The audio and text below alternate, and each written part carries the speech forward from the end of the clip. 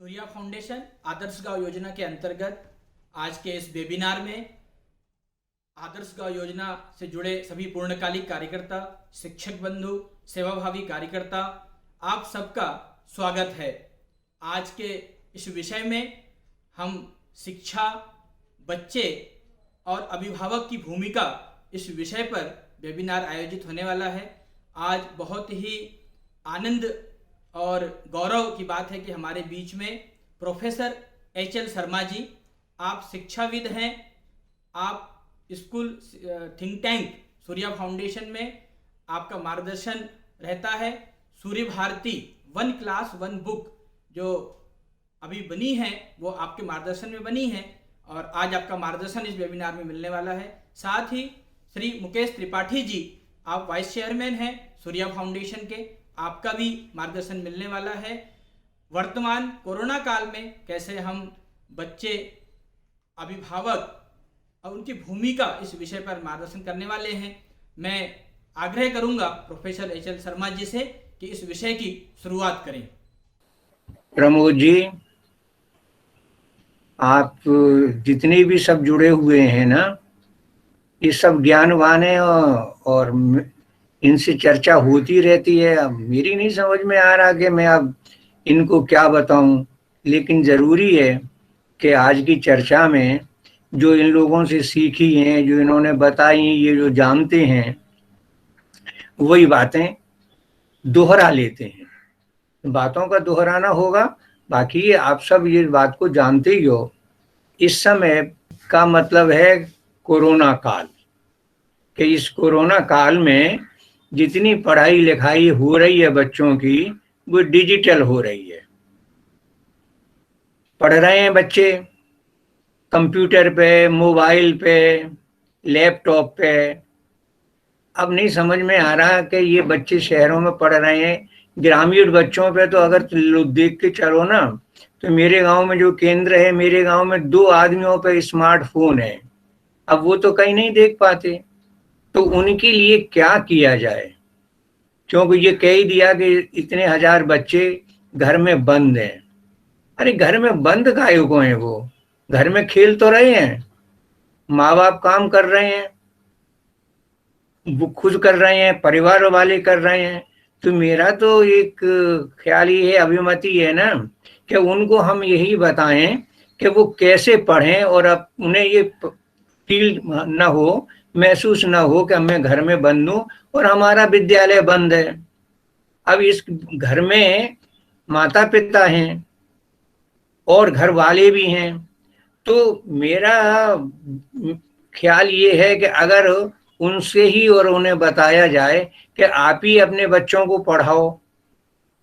अभिभावक में जो भी माता पिता के अलावा घर में भैया भी है, चाचा भी है, ताऊ भी हैं, कहीं दादा दादी हैं, बच्चे नाना और नानी आ जाते हैं, ये एक अभिभावक हैं सब तरह से, और बच्चा इनके संपर्क में रहता है। देखो, तुम अपना बचपना याद कर लो, हम अपना बचपना याद करते हैं, तो हम जिससे भी बात करते थे, छोटे थे, बड़े थे, वो हमसे बात करते थे, हमें बताते थे।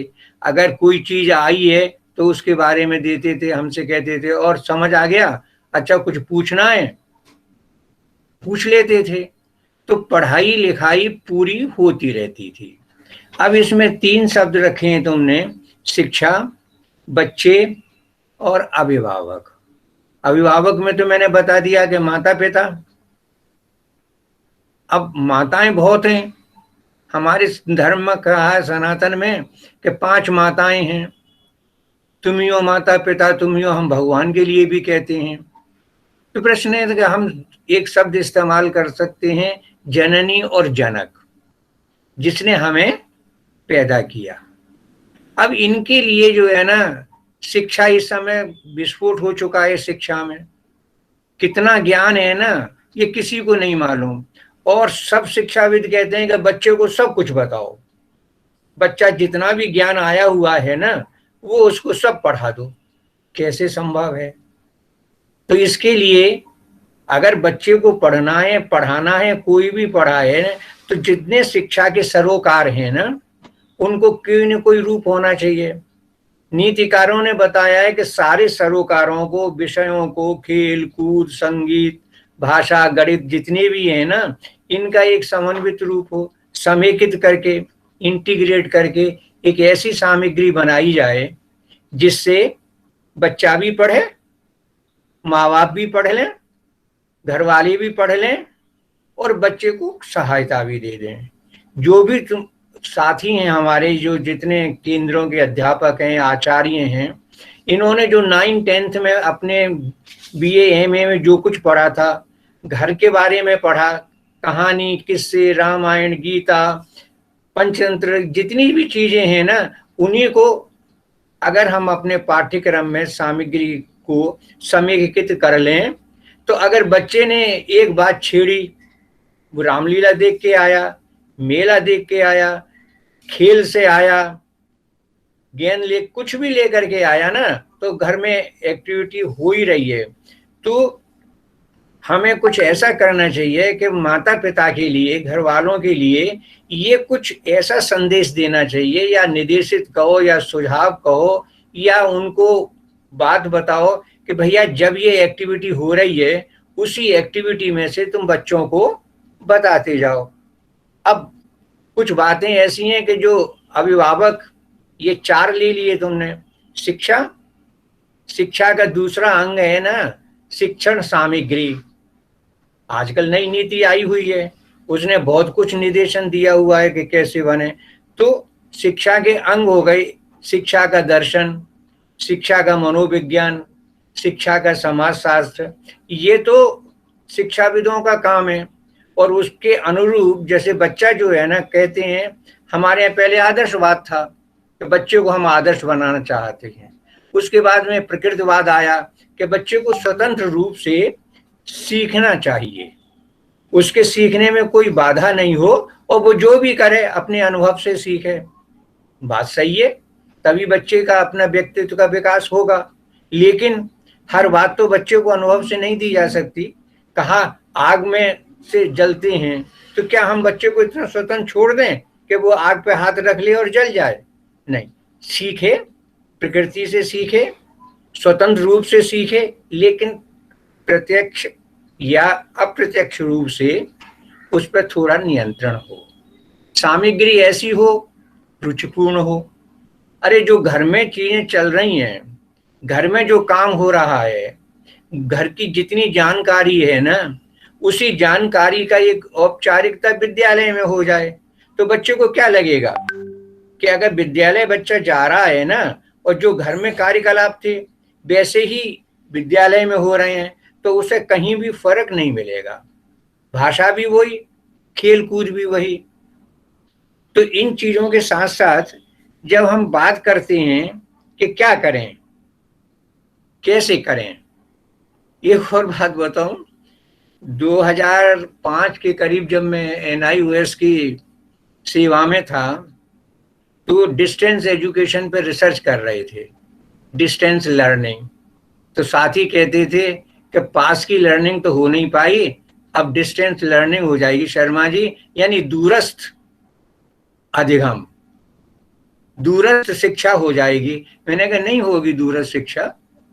अरे हम दूर से पढ़ा रहे हैं, किताब से पढ़ा रहे हैं, उससे पढ़ा रहे हैं, लेकिन इसमें एक संबंध था कि कभी कभी जिसको कहते थे 15 दिन के लिए, 20 दिन के लिए अध्यापक से मुलाकात हो गई, गर्मियों में मुलाकात हो गई, तो कांटेक्ट तो उतना रहा आया, तो बच्चे को नहीं करता। अब बिल्कुल ही अध्यापक से नाता टूट गया।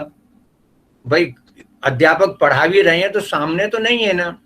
तो अब केवल बच्चे की शिक्षा के लिए इस वर्तमान काल में मेरा विचार है, मेरी अभिमति है कि सिर्फ माता पिता और दादा दादी, नाना ना, जो भी कुटुंब और घर वाले हैं ना, उन्हीं की शिक्षा हो। अब वो कैसे दें? देखो, इन दोनों को अगर आप देखो तो हमारे नीतिकारों ने बिल्कुल स्पष्ट निर्देशित हमें किया है। हम लोग जानते ही है ना, कहा है माता शत्रु पिता बैरी ये न वालो न। वो माता शत्रु है और पिता बैरी। देखो दोनों शब्दों में कितना अंतर है, एक शत्रु शब्द इस्तेमाल किया और एक बैरी शब्द, दोनों को शत्रु नहीं बताया।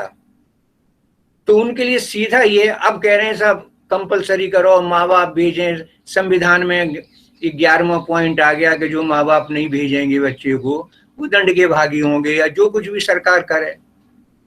दूसरा, हमारी साहित्य में जो नीतिकारों ने कहा है कि 10 उपाध्यायों के बराबर एक आचार्य होता है, ध्यान से सुनना, और 100 आचार्यों के बराबर एक पिता, और 1000 पिता के बराबर एक माता। इनके गुणा करो तो माता का भूमिका कितनी हो गई। अरे हम सब माँ की जो है ना, माँ ने तो हमें उंगली पकड़ के चलना सिखाया। जब हम रेंगते होंगे, खड़े होते होंगे, गिरते होंगे, तो माँ ही तो खड़ा करती है ना।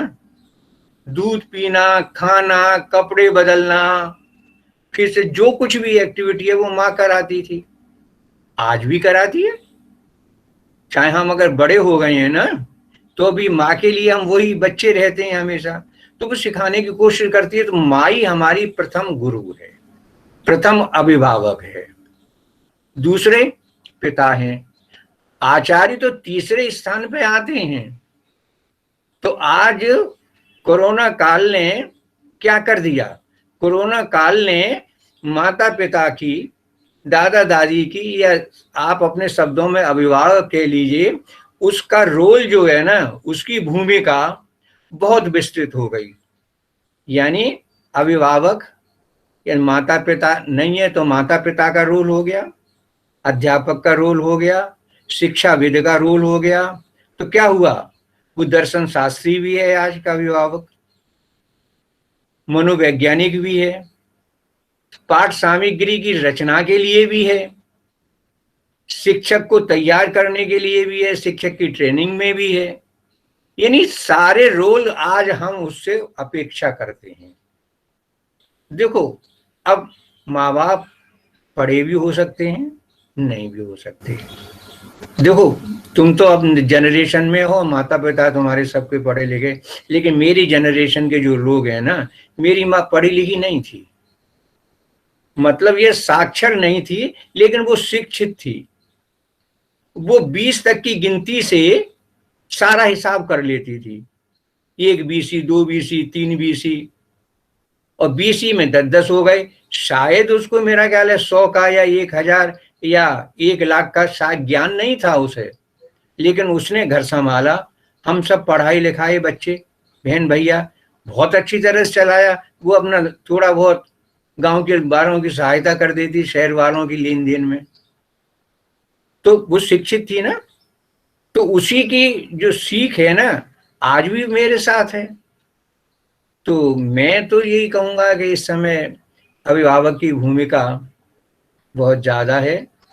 अब कैसे वो शिक्षा शास्त्री की भूमिका निभाएं, सारे पढ़े लिखे नहीं हो सकते। जैसे मैंने कहा, तुम लोग तो और तुम्हारे माँ बाप और कुछ के तो इस समय बीए भी कर लिया, एमए कर लिया, पहले नहीं पढ़े थे, लेकिन वो अपढ़ होते हुए भी या निरक्षर होते हुए भी वे शिक्षित थे। बच्चों को कहानियों के माध्यम से, कविता के माध्यम से, काम करते हुए दिखाने के लिए, पशु पक्षियों के दिखाने के लिए, खेत पे ले जाते हुए, बगीची पे ले जाते हुए, मंदिर में ले जाते हुए जब हम जाते थे।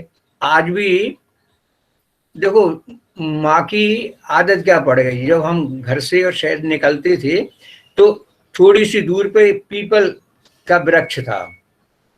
उस पीपल के वृक्ष में जैसे ही हम निकलते थे, माँ जो है ना, यूं झटका दे देती थी सिर को झुकाने के लिए कि पीपल बाबा हैं, इनको प्रणाम करो। ये नहीं बताया, और उसे ये मालूम भी नहीं था कि ये पीपल का वृक्ष 24 घंटे प्राणवायु ऑक्सीजन देता है।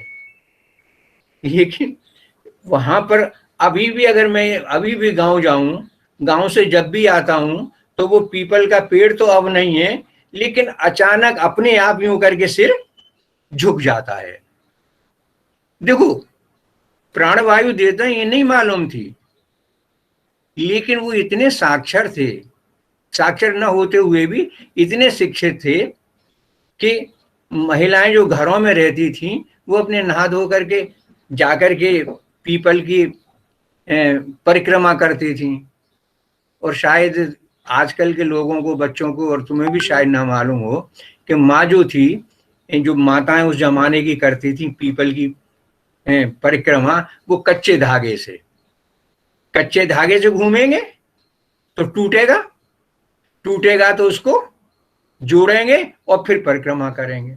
यानी उतनी देर के लिए उन्हें ऑक्सीजन मिले जो उन्हें घर में नहीं मिल रही थी। तो मेरे हिसाब से अभिभावक से बहुत सी है। अब उदाहरण के लिए ले लो, हमारे घर में बच्चों के नाम होते हैं, पंकज है, नीरज है, जलज है, अंबुज है। आज के माँ बाप उसको कहते हैं कि यही पर्यायवाची है। तो जिस समय कोई भी एक्टिविटी चल रही है, आप बच्चे को भाषा का ज्ञान बता सकते हैं। अपनी किताबें देखो, किसी राज्य की किताब दे लो, जो हम बात करते हैं, जो घर के कार्यकलाप हैं, वही तो उसमें है, कोई अलग नहीं है। तो बच्चों को पूरी जानकारी हो जाएगी, भाषा उच्चारण कैसे कर रहा है। उन्हें बच्चों को थोड़ा सा अर्थ बताने की जरूरत है।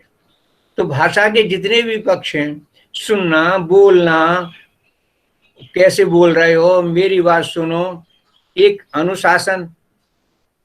हमारे नीतिकारों ने बताया है कि हमें विद्यार्थी का सम्मान करना है, उस पर नियंत्रण करना है, लेकिन स्नेह के साथ, भयभीत ना हो वो। तो इसमें चीजें आएंगी कि हम भाई पढ़ाई कैसे, क्या कराएं। अरे साधारण से सुबह से लेकर के शाम तक की घटना ले लो, उठना, बैठना, नहाना, धोना, खाना खाना, अपनी किताबें रखना, थोड़ा काम करना, माता पिता भाइयों ने जो कुछ कहा उसका अनुपालन करके वो काम करना। कितनी एक्टिविटी हैं। अब यही हर एक्टिविटी में भाषा भी है, गणित भी है, विज्ञान भी है, समाज शास्त्र भी है, अर्थशास्त्र भी है। क्या नहीं है? चलते फिरते में क्या नहीं है? यहाँ पे बच्चा देख रहा है ना। अब सोचने की बात है कि मेज के 4 पैर ही क्यों होते हैं? 3 पैरों पे भी तो खड़ी हो सकती है, लेकिन नहीं, अगर 3 पैरों पे खड़ा होगा इस तरह से तो कैसे होगा? पानी को ले लो, पानी में जब बच्चा नहा रहा होता है ना, तो कितनी एक्टिविटी है। पानी बाल्टी में है, मग्गा में है, पानी में कौन सी चीज घुल जाती है, कौन सी नहीं घुलती। अब वो संभव है कि ना जानता हो घुलनशील और अघुलनशील। तो जब बता रहे हो तो घुलन लगा दो, अघुलनशील हो गई, है ना। हम बताते हैं निथारना।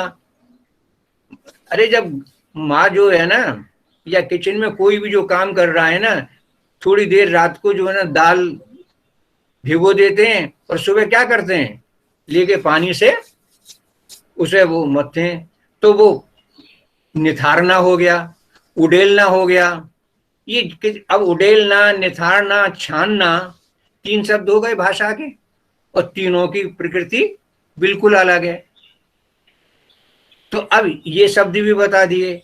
ये बच्चे से को निथारना क्या है, बच्चा बताएगा कूदना क्या है, उछलना क्या है, उचकना क्या है। बच्चे कूदते हैं, उचकते हैं। कितने तरह के खेल हैं। जितने भी तुम खेल ले लो, उसमें वैसे ये घर ही में ले लो ना, घर में निर्माण संबंधी काम हो गया। जितना फर्नीचर है ना, उससे तुम ज्यामिति बता सकते हो, ये चौकोर है, ये तिकोना है, ये गोल है, ये ऐसा है, बहुत सी चीजें बता सकते हो। यानी पूरा गणित जितना भी हम लोग सोचते हैं ना, या जो हमारी नई नीति कह रही है, वो हम पूरा बता सकते हैं। पूरा, जैसे पहले कहा ना, सारे विषय बता सकते हो, कौन सा नहीं। बच्चा साइकिल चलाता है, अब साइकिल से कितने मशीनें बता सकते हो, साइकिल से ही पूरी बता दो।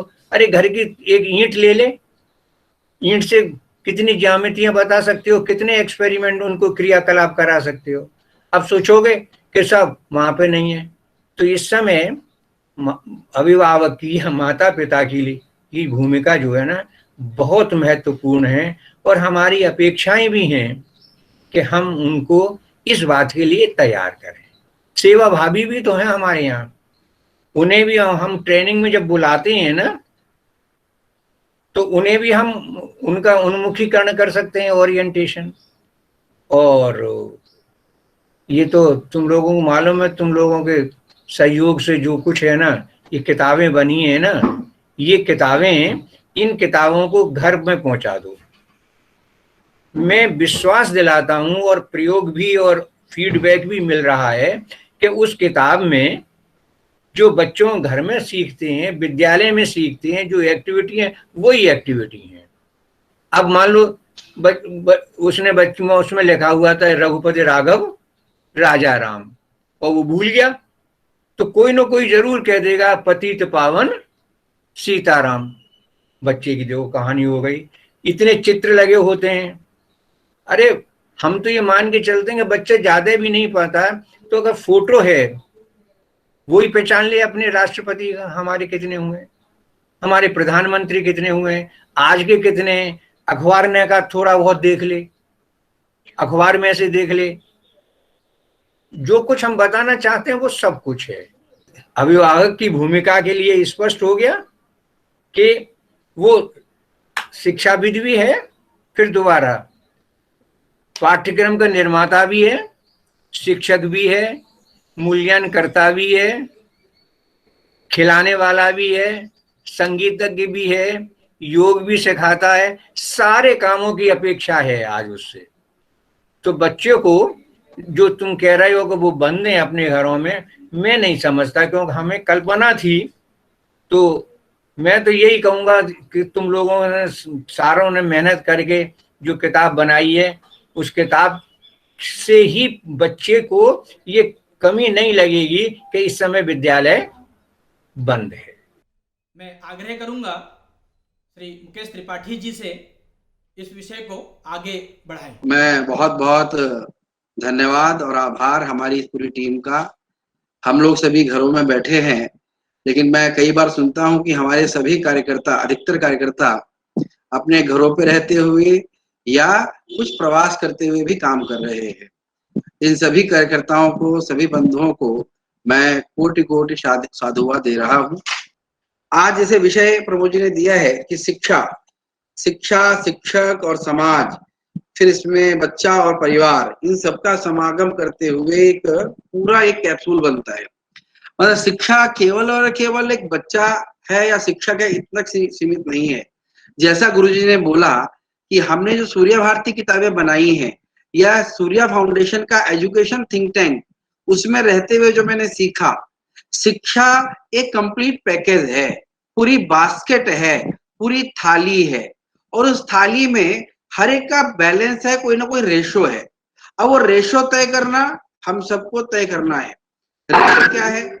उसमें बच्चा है स्वयं में, दूसरा शिक्षक है जो उनको पढ़ा रहा है, सिखा रहा है, तीसरा उनके माँ पिताजी हैं, चौथा समाज है, और उसके अलावा आसपास का परिवेश है।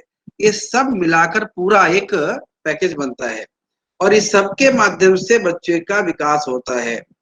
कहते भी हैं कौन से परिवेश से बच्चा पढ़ के आया, वैसा ही दृष्टिकोण भी कहीं ना कहीं डेवलप होता है। शिक्षा तो चाहे एमबीए आप दिल्ली में करो, एमबीए आप किसी ग्रामीण में करो, और एमबीए आप कैम्ब्रिज से करो, कंटेंट एक जैसा होता है। एमबीए का सिलेबस लगभग एक जैसा है, लेकिन पढ़ाने वाले लोग, पढ़ने वाले बच्चा, उसके परिवार का परिवेश, किस स्थान पे पढ़ाया जा रहा है, ये सब चीजें भी कहीं ना कहीं अपना रोल अदा करती हैं।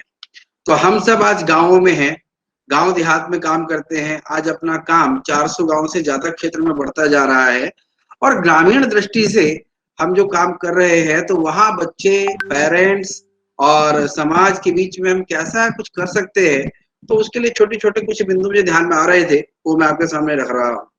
सबसे पहला विषय ये है कि हम सब प्रवासी कार्यकर्ताओं को अपने आप को पहले फिट रखना है। ये पहला नियम है।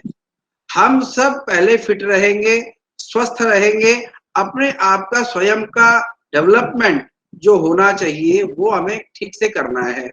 जब हम स्वयं ठीक होंगे तो शिक्षकों को, उनके विद्यार्थियों को, उनके परिवार के लोगों को भी बिना कहे भी हम अच्छा संदेश दे सकते हैं। हमारी वेशभूषा, हमारी बातचीत करने का तरीका, हमारा कपड़े पहनने का तरीका, हमारी स्वयं की दिनचर्या, ये सब भी बिना कहे सामने वाले व्यक्ति के ऊपर प्रभाव डालती है। तो सबसे पहले मेरा आग्रह आप सभी से ये है, प्रवासी कार्यकर्ताओं से, कि हम स्वयं व्यवस्थित और ठीक रहें।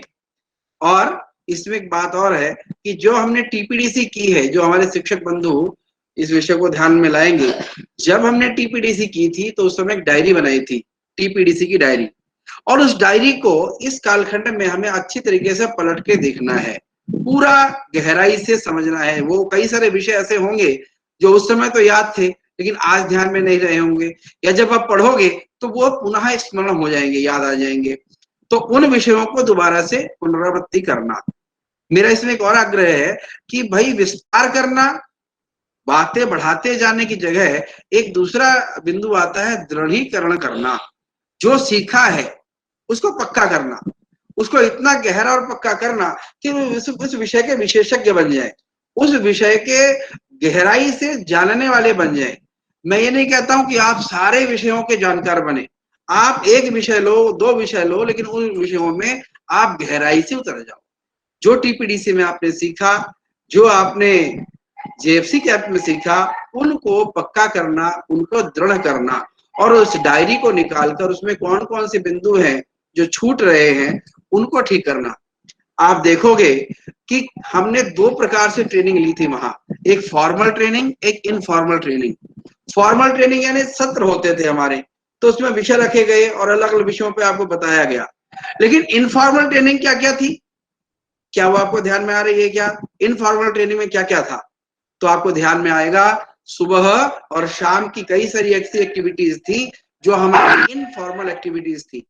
उन एक्टिविटीज को इस समय हम अपने गांव, देहात, समाज और बच्चों के बीच में बढ़ा सकते हैं, बता सकते हैं। जैसे शाम के समय हमें खेल खेलते थे, यदि तो शाम के समय हम खेल खेलते थे अंताक्षरी, शाम के समय हम खेल खेलते थे अपना 1 मिनट शो। ऐसे ही हम कभी खजाने की खोज खेलते थे, कभी हम योग की अभ्यास क्लासेस करते थे छोटे छोटे ग्रुप में, उसको करने और करवाने का अभ्यास करते थे। तो ऐसी एक्टिविटी जिनको नॉन फॉर्मल कह सकते हैं या को करिकुलम एक्टिविटीज कह सकते हैं, पाठ्यक्रम के साथ साथ जो चलने वाली एक्टिविटीज हैं जिससे हमारे व्यक्तित्व का विकास होगा, वो सब चीजों को हम इस समय पक्का कर सकते हैं। ये बहुत बड़ा अवसर है, ये बहुत बड़ा अवसर है, आपदा नहीं है, ये अवसर है। इस अवसर में खूब अपने आप को पकाने का मौका हमें प्रकृति ने दिया है। इसलिए अपने समाज में, अपने गांव में, अपने बच्चों के बीच में टीपीडीसी और जेएफसी कैंप में सीखी हुई जो बातें आपने सहज रूप से एक्टिविटीज के माध्यम से सीखी थी, उन सबको आप बढ़ा सकते हो। हम सभी विविधतापूर्ण क्षेत्र में काम करते हैं, कुछ काम हमारे गांव में है, कुछ इंटीरियर में है, कुछ वनवासी क्षेत्र में है। तो हर एक जगह एक जैसे फार्मूले लागू नहीं होंगे। जो मैं कह रहा हूं वो सारा ऐसा हो जाए, ऐसा संभव नहीं है। कई जगह आपको स्वयं के विवेक के आधार पर वहां की गतिविधियों का चयन करना पड़ेगा। जैसा गुरुजी ने बोला कि सूर्या भारती किताबें जब आप पढ़ोगे, कक्षा 1 की किताब अगर उठा लो तो शुरू के 15 या 20 पन्ने तो उसमें ऐसे ही हैं जिसमें आपको पढ़ने की जरूरत नहीं है, केवल ऑब्जर्व करना है, देखना है, और उसको देखकर आपको चर्चा करनी है, और उस चर्चा में ही बच्चा सीख रहा है। कुछ और आगे बढ़ोगे तो उसमें कुछ एक्टिविटीज हैं, कुछ पजल्स हैं, पहेलियां हैं।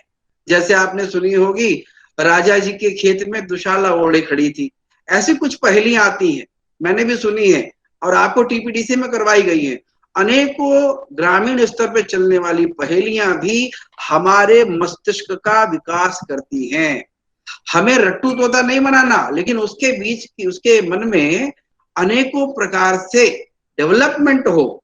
जैसे बच्चों से हम कई बार इबारती प्रश्न करते हैं, भाई बताओ जरा 1 दर्जन केले हमने 20 रुपए दर्जन खरीदे और 30 रुपए दर्जन में बेचे, तो कितना प्रॉफिट हुआ, कितना पैसा कमाया, या कुछ ऐसे ही घटना, इबारती प्रश्न जिसे बोलते हैं।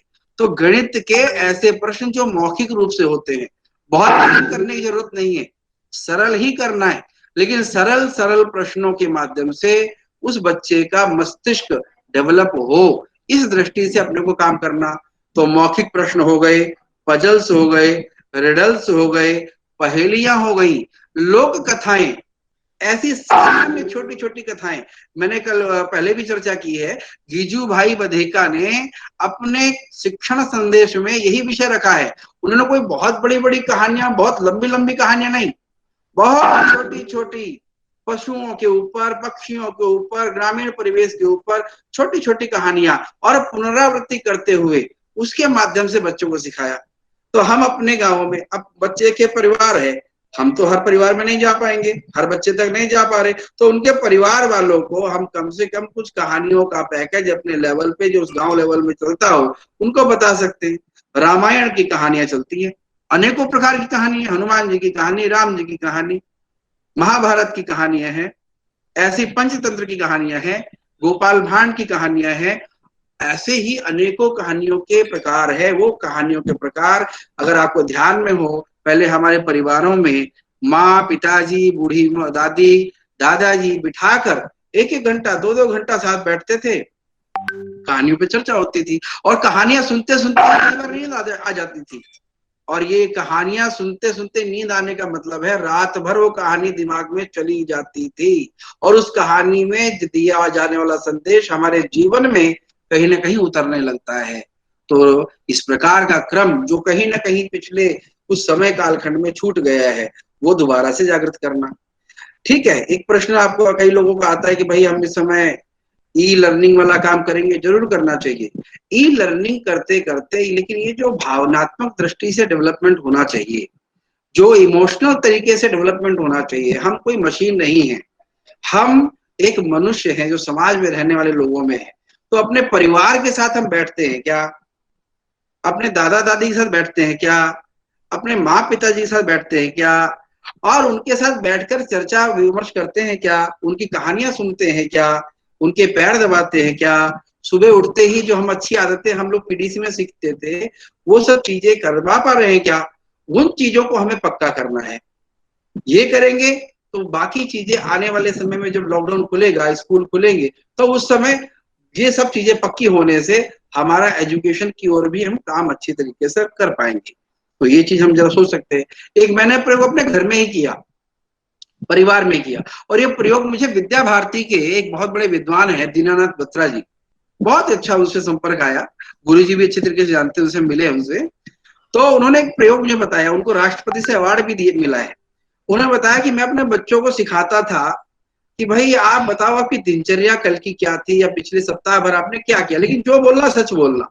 तो कई बच्चे सच्चाई से ही बोलते थे, और अच्छा जो आपने किया उसको जरा लिखो, जरा एक बार उसको लिखवा लिया।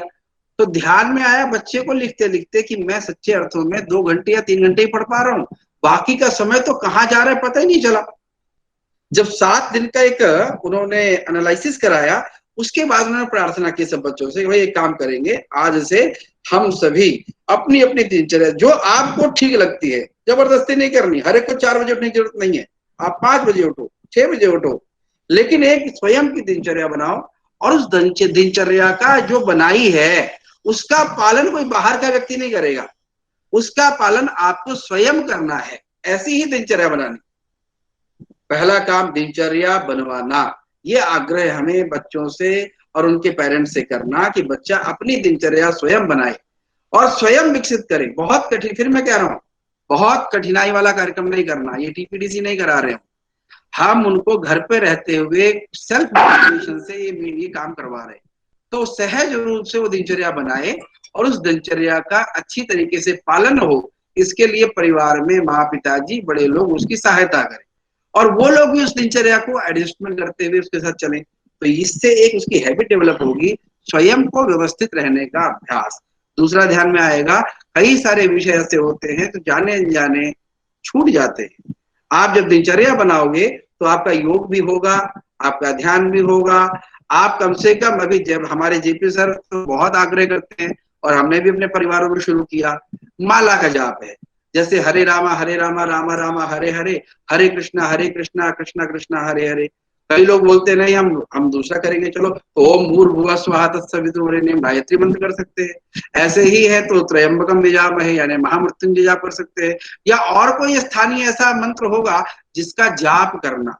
अभी जाप करते करते उस बच्चे का जो कॉन्शियसनेस है, जो उसके मन की एकाग्रता है वो बढ़ेगी। आध्यात्मिकता तो बढ़ेगी बढ़ेगी, लेकिन उसकी एकाग्रता भी तो बढ़ रही है भाई। उसकी एकाग्रता बढ़ने से उसके अध्ययन में काम करेगी, सहयोग करेगी। तो कम से कम 1 माला, 2 माला, 4 माला, 16 माला, जितना संभव हो।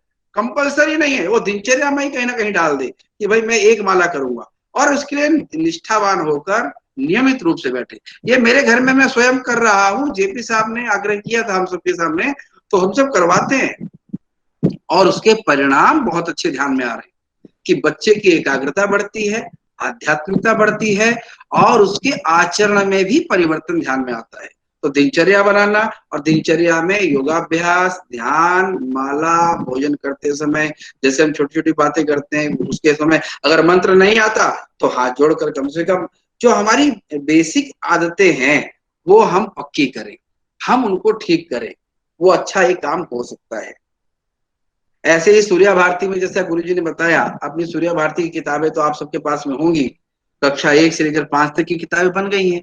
उन 5 किताबों में हर एक किताब में प्रेरणा के स्वर, पंचतंत्र की कहानियां, ऐसे ही अलग अलग सीरीज चली है। अगर आप ध्यान से पढ़ोगे, योगाभ्यास भी कक्षा में किस आयु में कौन सा योगाभ्यास कराना वो भी उसमें दिया गया है। तो उसका जरा अध्ययन करोगे तो आपके लिए ये एक टीचिंग एड का काम करेगा। गुरुजी हमें सिखाते थे कि पढ़ाने में टीचिंग एड्स क्या होते हैं, तो ये सूर्या भारती भी आपकी टीचिंग एड्स बन सकती है, सहयोगी चीज बन सकती है। इनको आधार बना लोगे तो बहुत आसान होगा कि आपका ये जो समय है, कालखंड है, बहुत तरीके से, व्यवस्थित तरीके से निकलेगा। और ये जो किताबें अपनी बनी है, ये सभी किताबें बच्चों के स्तर के अनुकूल बनी है। कौन सी उम्र में किस बच्चे को कौन सी एक्टिविटी करानी, इसके लिए गुरुजी ने बहुत बड़े स्तर पर देश भर के लोगों को जोड़ा है, विद्वानों को जोड़ा है, जिन्होंने शिक्षा में खूब प्रयोग किए हैं। ऐसे लोगों ने किताबें बनाई। तो एक एक किताब का एक एक पार्ट, एक एक सेंटेंस तक बहुत ही वैज्ञानिक दृष्टि से बना है। तो आप इनका प्रयोग करेंगे तो लाभकारी रहेगा। उसी में पहेलियां हैं, कहानियां हैं, लोक कथाएं हैं, रिडल्स हैं, पजल्स हैं, को करिकुलम एक्टिविटीज हैं, जिनको आप आत्मसात कर सकते हैं। दूसरा, आप सभी जो प्रवासी कार्यकर्ता हैं, इन सबसे मैं आग्रह करूंगा कि भाई इस समय हमारे पास नेट की सुविधा भी है, और थोड़ा हम खोजी प्रवृत्ति के लोग भी हैं, कुछ नया सीखना भी चाहते हैं। तो उस दृष्टि से मेरे को कुछ ध्यान में आया तो मुझे लगता है आपके सामने रखूं। जैसे डॉक्टर राकेश पोपली, अगर चाहो तो आप नाम नोट कर सकते हो। डॉक्टर राकेश पोपली जी साइंटिस्ट रहे, और उन्होंने एक वैज्ञानिक दृष्टि से अपनी भारत की प्राचीन शिक्षा पद्धति को पक्का करने के लिए बहुत अच्छा प्रयोग किया। गुरुजी मुझे एक विद्वान ने इनके बारे में बताया, तो मैंने उनको बारे में पढ़ा। तो रांची में बिड़ला का एक बहुत बड़ा संस्थान है, बिट्स का, जैसे पिलानी में राजस्थान में है, ऐसे रांची में उनका है। तो उसी बिट्स में वहां पर उनको एक छोटा सा स्थान दिया है, जहां पर 300 बच्चों को लेकर उन्होंने जो मिड ब्रेन एक्टिविटी होती है, कैसे बच्चों की जो तीसरी दृष्टि जगाई जाए, कार्यक्रम के माध्यम से, खेल के माध्यम से, योग के माध्यम से, ऐसा उन्होंने वहां पर 300 बच्चों के बीच में बड़ा अच्छा काम शुरू किया है। तो आप सभी अपने नेट में जाकर गूगल सर्च कर सकते हो। डॉक्टर राकेश पोपली जी का रांची में एक बहुत अच्छा अभिनव प्रयोग है। उस प्रयोग के माध्यम से कैसे बच्चों को नए तरीके से वो शिक्षा दे रहे हैं। ऐसे ही किट्स नाम है, काइट्स नाम करके है, भुवनेश्वर में है। तो वो भी Kalinga institute of technology and sciences करके नाम के है। वो भी बहुत अच्छे स्तर पे काम कर रहे हैं। 35,000 बच्चों को किस प्रकार से काम कर रहे हैं, वो भी एक सीखने समझने का है। कामा जी के माध्यम से ये विषय जानकारी में आया। पिछले दिनों में मुझे बांसवाड़ा जाने का मौका मिला। वहां 30,000 भील जनजाति के बच्चे शिक्षा ले रहे हैं, जो बिल्कुल पीछे पिछड़ा हुआ है राजस्थान का क्षेत्र। वहां पर कैसे अपनी शिक्षा पद्धति, भारतीय शिक्षा पद्धति को आधार बनाकर एक संत ने, रामस्वरूप महाराज जी ने काम खड़ा किया, और किस तरीके से जीरो से और एक इतना बड़ा काम खड़ा हुआ है, वो भी जरा एक समझने का विषय हो सकता है, उसको भी आप नेट पे सर्च कर सकते हो। एक और अच्छा अनुभव बताऊंगा। पिछले दिनों मुझे उत्तर प्रदेश का प्रवास करने का मौका मिला, तो मैं दीप नारायण पांडे जी के साथ गया। तो वहां बलरामपुर एक स्थान है, वहीं एक वनवासी क्षेत्र है इमलिया कोडर, वहां भी गया। तो मुझे किसी सज्जन ने बताया कि आप यहाँ आए हो, तो एक बहुत बड़े अधिकारी, सरकार में बहुत बड़े अधिकारी रहे, IRS इंडियन रेवेन्यू सर्विसेज के प्रमुख रहे और कमिश्नर रहे राजस्थान में और अपने गुजरात में। उन्होंने रिटायरमेंट के बाद पूरा का पूरा समय थारू जनजाति के बीच में 5000 बच्चों को इमलिया कोडर में पढ़ा रहे हैं। मैं उनसे जाके मिला, सूर्य भारती की किताबें दी, उससे परिचय हुआ, लेकिन 5 मिनट की समय की जगह उन्होंने 1 घंटा पूरा हमें समय दिया और एक एक विषय उनका प्रेरणा देने लायक है। पूरा का पूरा समय अगर वो चाहते तो दिल्ली में किसी अच्छे स्थान पर रह के आराम से बिता सकते थे। उनका परिवार बहुत भगवान की कृपा से संभ्रांत परिवार है, वैभवशाली है, लेकिन पूरा जीवन रिटायरमेंट के बाद उन्होंने शहर में नहीं लगाया, इमलिया कोडर। वो स्वयं भी तो थारू जाति के ही पैदा हुए हैं और उन्होंने अपनी जनजाति के बीच में जाकर 5000 बच्चों को फ्री एजुकेशन देने का काम कर रहे हैं। तो गुरुजी आपके आशीर्वाद से हम लोग उनको किताबें भी सूर्य भारती देकर आए, उनको बहुत पसंद आई। और अभी जब स्कूल खुलेगा तो उनकी इच्छा थी कि किताबें हमें और भेजोगे तो हम अपने बच्चों को देंगे, क्योंकि वो सारा 5000 थारू जाति के बीच में वो स्वयं काम कर रहे हैं, किसी से पैसा लेते नहीं है, स्वयं की कमाई का पैसे से वहां पर काम खड़ा किया, प्रकल्प खड़ा किया है। तो ऐसे व्यक्ति, इनका नाम मैं बताता हूँ, श्री चंद्रराम चौधरी जी, आप इनके बारे में भी सर्च कर सकते। श्री चंद्रराम चौधरी जी IRS रहे, कमिश्नर रहे, बहुत ही विद्वान है। रिटायरमेंट होने के बाद DRI यानी दीनदयाल रिसर्च इंस्टीट्यूट के माध्यम से वहां पर काम कर रहे हैं, उनके साथ जुड़ के काम कर रहे हैं और स्वयं की प्रेरणा से काम कर रहे हैं। ऐसे ही कोल्हापुर में, महाराष्ट्र में एक स्थान है कन्हेरी मठ, वहां पर भी एक संत बड़े स्तर पे काम कर रहे हैं। अपना विद्यालय होने के साथ साथ में वहां जो सरकार के विद्यालय हैं, सरकार के माध्यम से जो विद्यालय चलते हैं, वहां पर वो अपना शिक्षक भेजते हैं और उसके माध्यम से वो वहां शिक्षा में एक अच्छे प्रयोग करते हुए, संस्कार को देते हुए शिक्षा को एक नई तरीके से सिखाने का काम कर रहे हैं। वो भी एक अच्छा प्रकल्प है, समझने लायक। ऐसे ही एक वृंदावन और मथुरा के आसपास में हमारे संघ और राष्ट्रीय स्वयंसेवक संघ की योजना से बहुत अच्छा प्रकल्प शुरू हुआ है। समाज के लोग ही जुड़े हुए हैं, समाज के अलग अलग प्रकार के लोग, सब चाहते हैं, अच्छे लोग, सज्जन लोग चाहते हैं कि उनको भी काम करने का मौका मिले। दिशा नहीं होती, लेकिन संघ ने दिशा दे दी। संघ की दिशा के कारण से आज मथुरा और वृंदावन के आसपास में लगभग 150-200 सरकारी स्कूलों को लोगों ने, एक दो लोगों ने मिलकर अडॉप्ट किया और वहां पर उनमें कभी इंफ्रास्ट्रक्चर का काम ठीक कर दिया, यानी वहां का जो रखरखाव है उसको ठीक कर दिया, बिल्डिंग ठीक कर दी, बच्चों की सिलेबस किताबों के लिए काम अच्छा किया। ऐसे कई सारे छोटे छोटे काम देखने लायक है। ये मैं आपको इसलिए बोल रहा हूँ, आपको समय लगे तो आप जरा सर्च करना। तो किस प्रकार से संघ की योजना से एक स्थान विशेष को लेकर वहां पर सरकारी स्कूलों को गोद लेना तो शब्द शायद ठीक नहीं रहेगा, मतलब उनके साथ मिलकर काम किया, तो वहां की व्यवस्थाओं को और अच्छा किया, ऐसा उन्होंने किया है। अरविंदो आश्रम का हमारे सामने ध्यान में है, पौंडीचेरी में स्थान है, कैसे वहां बच्चा सेल्फ लर्निंग करता है। जैसा गुरुजी ने बोला कि नेशनल ओपन स्कूल में, NIOS में बच्चे को ऐसी मटेरियल सामग्री दी जाती है जिससे बच्चा सेल्फ लर्निंग करे, स्वयं पढ़कर स्वयं पढ़े और आगे बढ़े। तो ऐसी वहां कंटेंट डेवलप किया है। ऐसे ही पौंडीचेरी में गया जब, तो वहां जाकर देखा हर बच्चा जो उसको पसंद है, जो विषय उसको पसंद है, वैसे ही शिक्षा दीक्षा देने का काम करते हैं और वो उसी दिशा में आगे बढ़ते हैं। ऐसा एक अपने पास एक प्रयोग है। दूसरा शांति निकेतन है।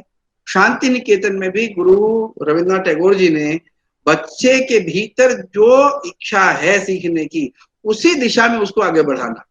स्वयं रविन्द्रनाथ टैगोर जी, गुरु जी मुझे पूरा ध्यान में नहीं है, उनको बहुत ज्यादा बाकी विषयों में कहते बहुत ज्यादा इच्छा नहीं रहती थी, गणित वगैरह विषय में बहुत इच्छा नहीं रहती, लेकिन साहित्य में बहुत उनका रुझान था, संगीत में बहुत अच्छा रुझान था, तो उसी दिशा में स्वयं बढ़े और उसमें नोबेल पुरस्कार भी लिया। जब हम जो विषय हमें पसंद है उसी दिशा में बच्चा हमारा बढ़ता है, तो वो उस दिशा में अच्छा कीर्तिमान स्थापित करेगा। तो हमें अपने बच्चों को समझना होगा, हमारे विद्यार्थियों को समझना होगा किस बच्चे की किस विषय में रुचि है, उस अभिरुचि को हमें आगे बढ़ाना है। हमें तो उसके भीतर के दैवीय गुणों को प्रकट करते हुए आगे बढ़ाना है। हम सब गांव के रहने वाले हैं, गांव में काम करते हैं, मैं भी स्वयं गांव में रहा हूं। मैंने स्वयं गांव के तालाब की मिट्टी, जिसको हम लोग पिंडोर ऐसा कुछ बोलते थे, मुझे ध्यान नहीं है शब्द अभी, तो वो काली मिट्टी निकाल लेते थे। काली मिट्टी निकालकर तालाब के किनारे ही बैठकर उसके गोल गोल पहिए बनाना, उसकी लड़ी अद्धा बनाना, उसी के कुछ खिलौने बनाना और उसमें उसको फिर रस्सी से पकड़ के उसको चलाना। यानी क्या था, स्वयं के भीतर की अभिव्यक्तियों का प्रकटीकरण है। मेरे भीतर जो है उसको मैं प्रकट कर रहा हूँ, चाहे वो खिलौनों के माध्यम से है, चाहे वो चित्रकला के माध्यम से है, चाहे वो गीत भजन के माध्यम से, कोई भी माध्यम ले सकते हैं। उन माध्यमों से उस बच्चे का विकास हो, ये दृष्टि हमें ध्यान में रखेंगे तो अच्छा रहेगा। जैसे हम प्रवासी हैं, शिक्षक हैं, समाज है, माँ पिताजी हैं और विद्यार्थी हैं, इन सब के ऊपर में सम्यक दृष्टि से सोचेंगे। और हमारे अलावा समाज में, मैंने तो कुछ उदाहरण आपके सामने रख पाया हूँ, बहुत सारे प्रयोग चल रहे हैं समाज में, बहुत सारे अच्छे प्रयोग चल रहे हैं। बस सीखने की दृष्टि, नया जानने की दृष्टि अगर हमारी है तो बहुत चीजें आपको ध्यान में आएंगी। अभी तो क्योंकि समय हो रहा है, आपसे कभी दोबारा प्रमोद जी को आप चाहें तो अपने कुछ ऐसे प्रयोग जो आपके क्षेत्र में चल रहे हो, प्रमोद जी को भी भेजो, और आप चाहो तो मुझे और गुरु जी को भी भेजोगे तो मुझे भी जानकारी मिलेगी। और जितना भी मैं बता रहा हूँ ये सारा विषय अपनी टीम ने बताया है। जैसे किट्स का मैंने बताया कि कलिंगा इंस्टीट्यूट ऑफ टेक्नोलॉजी, ये हमें कामा जी ने बताया, कल्हेरी मठ का दीप अग्रवाल जी ने बताया, ऐसे अलग अलग विषय लोगों ने, अपने ही लोगों ने बताए हैं। तो आप लोग 400 गांवों में 18 राज्यों में काम कर रहे हो, बड़े व्यापक स्तर पे काम कर रहे हो, तो अपने क्षेत्र विशेष में चलने वाले कुछ अभिनव प्रयोग शिक्षा में अगर आपको ध्यान में आते हैं तो आप जरूर प्रमोद जी को, गुरु जी को और मुझे भेजिए। हम लोग उनके ऊपर भी अध्ययन करेंगे और उनको भी आत्मसात करके अपने सूर्या भारती किताबों में कैसे और उनको अच्छे पढ़ाया जा सकता है उसमें जोड़ेंगे। और जैसा गुरु जी ने बताया, ये सूर्या भारती किताबें न्यू एजुकेशन पॉलिसी जो आई है उसकी दृष्टि से बहुत तरीके से गुरु जी ने प्रयास करके उसको डेवलप किया है। हम सबका सौभाग्य है कि इतने विद्वान और इतने तेजस्वी और इतने पुरुषार्थी व्यक्ति के नीचे काम करके सीखने का मौका मिला।